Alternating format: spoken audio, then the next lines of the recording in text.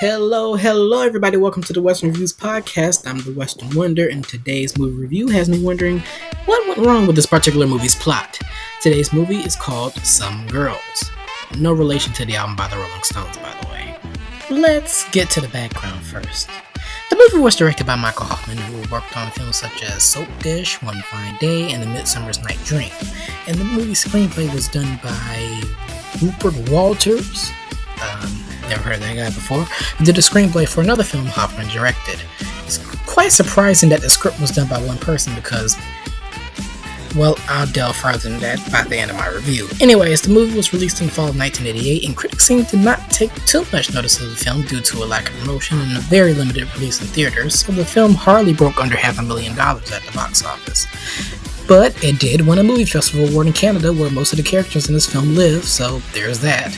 With all that information aside, let's take a look at the story of the film. Warning, spoilers ahead. So the movie revolves around this young man named Michael, played by Patrick Dempsey before Grey's Anatomy and other projects. Michael is invited by his girlfriend Gabby, played by Jennifer Connelly, to spend the holidays with her family in Canada. Unfortunately for Mike, as soon as he arrives, Gabby lets him know straight up that she does not love him anymore. Yikes. However, Gabby would like Mike to stick around and meet her family, and let me tell you, this family is quite different from each other. First, you have the parents. They have a protective Catholic mother who squashes any chance of Mike getting a chance with Gabby, and the strange atheist father who has a writing passion, but only feels comfortable doing it in the nude. Plus there's Gabby's sisters, older sister Ivanka, who's in a relationship with some dude who's about to bow out due to the mom's religious upbringing ruin their leisure time, and younger sister Simone. During his stay, Mike tries every chance to get Gabby back, but his sisters began making a move on him, making his temptations even more intense. What makes his case worse is when he tries to fend off the sisters or is with Gabby, he's caught or interrupted by the parents in the worst kind of way, like in one scene where he drops off Gabby's gift and she lets him sleep in her bed for a moment. Or another where he begins to actually hook up with her later after her mother told them to back off of each other, mind you, and, well, it doesn't go very well. Eventually, Michael gets to meet the sister's granny. No, not the creepy kind of granny who wants to keep you captured, thankfully. But this granny is not mentally or physically healthy anymore, and in fact is dying due to her old age. During their meeting, the granny confuses Mike for her deceased husband, also conveniently named Michael. A few days later, Granny appears to have disappeared from the hospital from where she was kept, so Michael, the sisters, and Ivanka's boyfriend go out to find her. Eventually, Mike finds Granny after falling in a ditch and catching her attention and is taken to a nearby house to warm up and rest. While helping out and talking to Granny, which, if you watch the scene from the film, it may seem very unnerving and uncomfortable, which is understandable, Michael begins to form a bond with her, and even experiences some form of true love for her.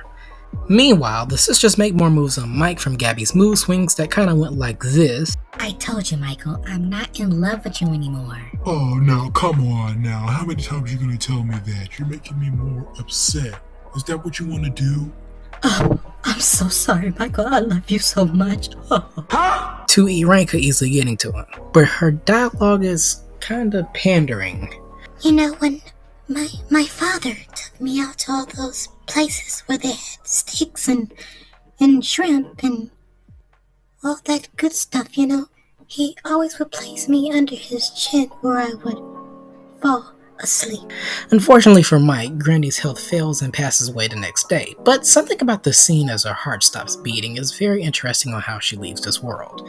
In this scene, she's walking out of this empty house, closing all the window blinds and things, and it's actually pretty calming scenery. But still, the Michael Granny story is kind of like a sad love story that reminds me of a movie called Harold and Maude, except, you know, this movie has a less dark undertone to it, and this leading male isn't trying to make fake his death for fun, which, now that I think about it, probably would have scared the sisters off. Granny's funeral happens soon after, and everyone is leaving out. But Ivanka has something to show Mike, which in essence was an excuse to hook up without those interfering, meddling parents around. After more Gabby pandering, you know, Mike, you do so much better when you're not trying to flirt with me. Oh, and by the way, I know that you were hooking up with my sister, but I'm just gonna brush past you just a little bit. Just a little brush pass. It's finally Christmas. As everyone opens gifts, Michael goes out to visit Granny's grave, and apparently, if I'm getting this right, a young lady that's supposedly resembling Granny comes out and talks to him, asking if he knew her. At first, he's very dismissive of the question, but when the woman walks off, he confirms that he indeed knows her, and she gives him a kiss for reasons, and walks off. Pretty odd. Anyways, Mike returns to the family home and has a discussion with the father, who's been pretty absent for most of the movie, but I guess we'll let him slide. By the next day, it's time for Mike to go back home, and as he embraces his sisters, he realizes he forgot to give them something back. Granny's shoes! Oh, what would they do without her shoes? Well, at least he has something to remember her by, I guess. And that's the movie. On to my final thoughts and rating. This movie gets the honor of being my first meh. The biggest problem with the film is that the plot and dialogue seem inconsistent and pandering in scenes that don't make sense or are heavily explained correctly. Also, I see that the trailers promoting the film back then had it labeled as a comedy. Well, it's hardly there. However, the acting isn't too bad, and the scenery based in snowy Canada is quite a sight to see, as well as the house interiors. If you like the pretty scenery, Jennifer Connelly, or cult films like this, you may want to check this movie out. Tune in next week on a review for a 70s comedy pairing two of the zaniest, wildest comedians together in one movie. I hope you guys enjoyed the reviews that come out of this podcast, as I'm still getting the gist of things a little. Wherever you may be listening to the podcast, I'd like to say thank you for listening, and I'll see you around. Western Wonder,